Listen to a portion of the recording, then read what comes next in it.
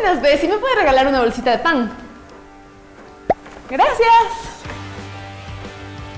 Economía. Probablemente lo único que todos queremos es que esté siempre estable. Lamentablemente, con una pandemia de por medio, las cosas han cambiado para mucha gente. Hoy vamos a hablar de eso. Este frasco que está aquí representa mucho para mí. No son solamente todos los ahorros de mi vida, sino que son una lección. Antes este frasco estaba lleno. No obstante, cuando la pandemia golpeó, hubo muchos momentos donde estos ahorros nos salvaron de pasarla mal. Es verdad que ahora no podré comprarme una nueva super cámara que quería, pero logré algo más importante, que fue ayudar a mi familia. Antes de comenzar con la clase económica pandémica, quiero que pienses en cómo afectó a la economía de tu hogar esta pandemia. Probablemente pasamos por momentos muy similares. Las epidemias a lo largo de la historia han tenido efectos negativos en la economía. Sin embargo, la del COVID-19 ha tenido efectos superiores a otros eventos del pasado. En el mundo se perciben crisis en diversos sectores: salud, economía, social, política, entre otros, que tienen repercusiones de manera instantánea en las finanzas familiares. Han sido muchos hogares los que recibieron de manera frontal esta situación que afecta sus ingresos. Otras pandemias han jugado roles más activos en la conformación de registros, por ejemplo la peste negra. Una epidemia ocurrida en el siglo XIV fue la primera que instauró u obligó a las autoridades a llevar un registro civil de contagiados. Durante las pandemias o epidemias, la sociedad cambia de ser activa a un rol mucho más pasivo. El temor al contagio hace que se ralentice la actividad comercial, mermando los ingresos de las personas y por ende su capacidad para alimentarse bien. Ahora bien, imagínense que golpea la pandemia más fuerte de la historia. Y aparte, estás en un país en vías de desarrollo. Pues, alerta de spoiler, la cosa no va a salir muy bien. Las emergencias sanitarias llegan inesperadamente, por lo que es necesario aprender de estos eventos para contar con capacidades y conocimientos que sirvan en la atención rápida y eficaz ante una futura eventualidad o amenaza. Es por ello que los sistemas locales de salud deben ser eficientes, viables y efectivos para aportar servicios de salud controlando la propagación de un virus. Las pandemias se pueden comparar con otras amenazas como el cambio climático, los desastres naturales, ya que impactan económicamente a las familias, empresas, sector salud, inversiones, etc. El coronavirus ha afectado principalmente al sector salud. Con el incremento de enfermos y muertos que se han registrado a nivel mundial, sin embargo, también ha causado daños en el ámbito económico, por lo que el aumento de la pobreza será una de las consecuencias más graves que deje la pandemia. El Banco Mundial estima que este acontecimiento provocará la pobreza extrema de 40 a 60 millones de personas en el globo terráqueo. Por otra parte, el Banco Mundial también ha informado que los 2.000 millones de trabajadores del sector informal a nivel internacional son los más afectados por el COVID-19. Asimismo, expone que los sectores más vulnerables han sido servicios de hotelería y restaurantes, la industria manufacturera, más de 500 millones de agricultores, entre otros.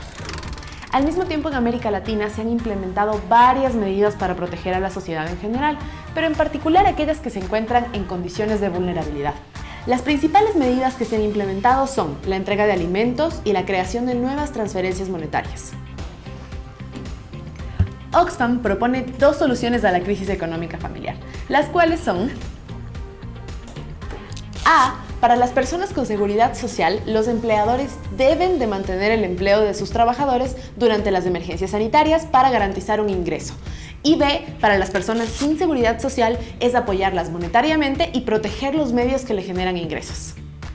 Sin embargo, en América Latina y el Caribe, la pobreza extrema y la desigualdad social crecerán aún más, por lo que habrá un debilitamiento en la cohesión social y manifestaciones por parte de la población.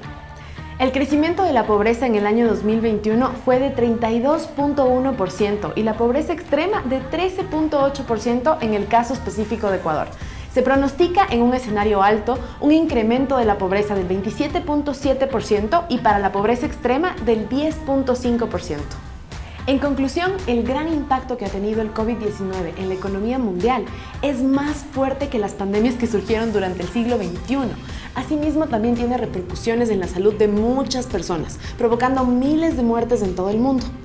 Es por esto por lo que los países tuvieron que preocuparse por el sector de la salud, en cómo ayudarlo e implementaron medidas que ayudaron a las familias más afectadas por esta crisis sanitaria.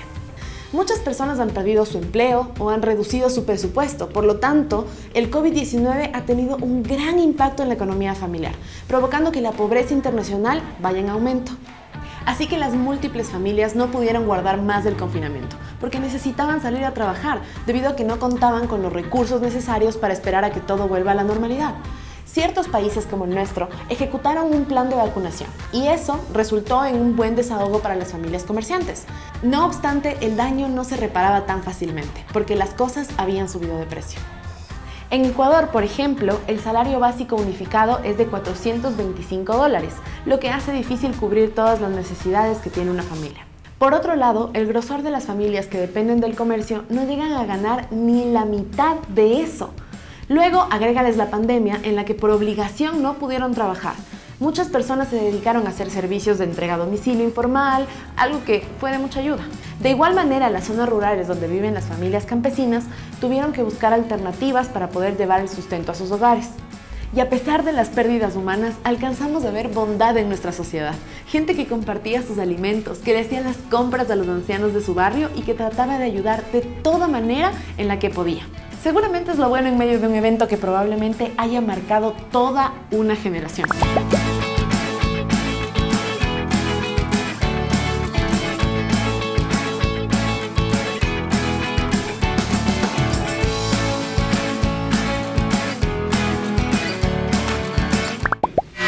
Pero basta de información y vamos a la acción. Después de la pandemia, me puse como meta tener un presupuesto base durante la semana. Es decir, si recibía $5 por semana, trataba de solo gastar la mitad.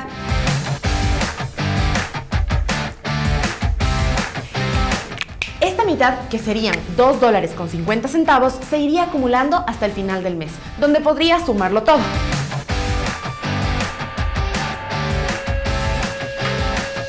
Pero no siempre me quedaba lo mismo. Muchas veces me quedaba menos, entonces la acumulación final era otra.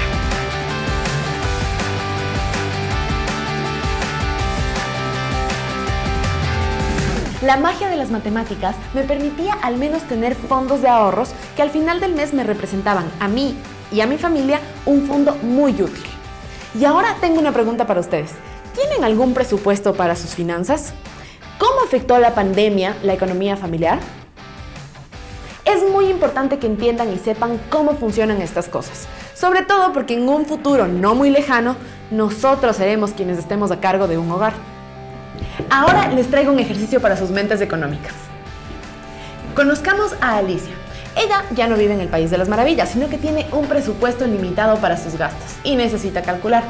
Ella dispone de $300 para compras, pero ya va gastando lo consiguiente. El jueves gastó 1/5 de eso. El sábado, 2/3 de lo que quedó.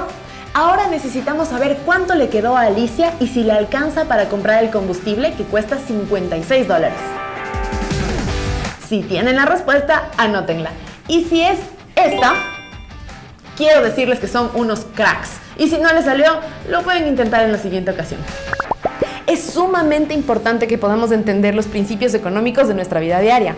Saber cuánto se gasta en subsistir es elemental para ser ciudadanos responsables y mejores. Así podremos ayudar a nuestros padres y en un futuro ser seres económicos activos y funcionales. Por supuesto, de vez en cuando te has de dar un gustito, pero que no se te haga costumbre. Recuerda, el dinero es solo la representación del tiempo que has usado trabajando y por eso debes ser muy inteligente en cómo lo vas a utilizar. Así se despide su cineasta favorita, Amelia, esperando que a partir de ahora piensen mucho en sus ahorros. Por otro lado, espero verlos en la siguiente ocasión. Bye.